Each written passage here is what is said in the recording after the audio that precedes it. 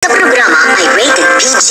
Ito ay nangangailangan ng patnubay at gabay ng magulang para sa mga batang manunood.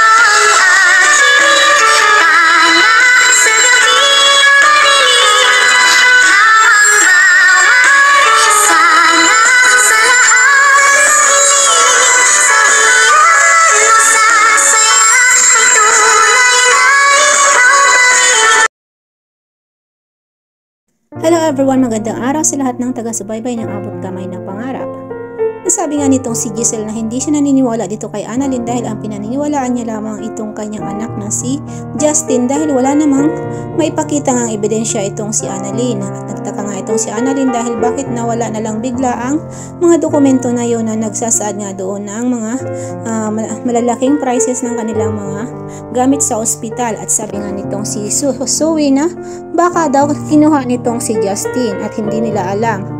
Kaya itong si Giselle naman nga ay nagalit na dito kay Annalyn dahil nga pinagbibintangan ng kanyang anak na si Justin na nagpapalsipik ka nga ng mga dokumento sa loob ng Apex. At sabi nga nitong si Justin, bakit daw gagawin yun sa kanya nitong si Annalyn, at samantalang nung nakaraang gabi ay nag-usap pa daw sila nito ng maayos at wala naman sila naging problema para siraan siya nito dito kay Giselle. Samantala itong si Moira nga ay napag-iisip-isip nga dahil nga napag-uusapan nila nga itong si Carlos Benitez na baka daw ito ay sabihin ang totoo dito kay Lynette.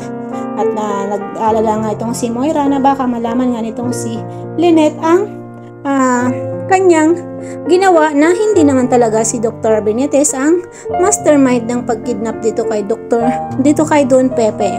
At sa ospital ngayon ay nandun nga itong si Carlos Benitez at nagsusubaybay nga dito kila Lynette at nalaman nga ito at nakita nga ito nitong si Zoe na minamanmanan nga nitong si Dr. Carlos Benitez itong sila Annalyn pati na ang kanyang mga magulang.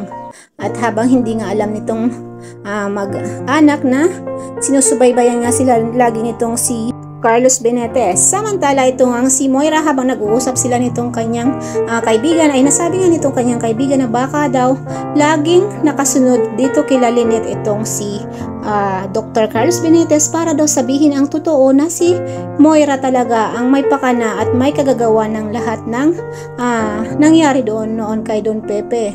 Samantala nga itong si Annalyn ay wala nang mapakitang ebidensya dito kila Giselle, kaya nga ay nagtataka siya kung bakit nasaan na yung kanyang mga dokumento na nakuha niya na para ipakita nga dito kila Giselle. Ang hindi niya alam ay pinalitan nga ito nitong si Zoe at itinago nga ito nitong si Zoe para gamitin pang blackmail nga dito kay Justin dahil sa magkaaway nga itong dalawang ito ay sinabi nga nitong si Zoe na nasa kanya ang ebidensyang yon at wag daw atubili itong si Justin na kalabanin itong si Zoe dahil nga daw ay meron siyang alas na panlalaban dito kay Justin. Samantala ito nga si Moira ay nag-hire na nga ng killer para nga ipapatay itong si Dr. Carlos Benitez para hindi na daw ito makapagsalita at makapagsumbong pa dito kila Lynette.